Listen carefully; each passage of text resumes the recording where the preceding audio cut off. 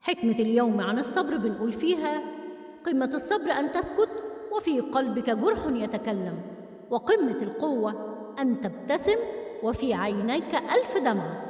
اصبر فإن بعد الصبر جبر، اصبر فإن مع العسر يسر، اصبر فالصبر مفتاح الفرج، وما ضاقت إلا فرجت. كن قوياً وابتسم في وجه مصاعب الحياة والمحن. حاول أن تبتسم حتى لو كان خلف ابتسامتك ألم. كن قوياً ولا تيأس ولا تنكسر ولا تنهزم. اخفي دموعك وابتسم واصبر. هل تعلم لماذا؟ كي لا تحزن من يحبك وكل من عليك اتكأ واستند، وأيضاً كي لا يشمت الشامتون وكل من تمنى لك الشر.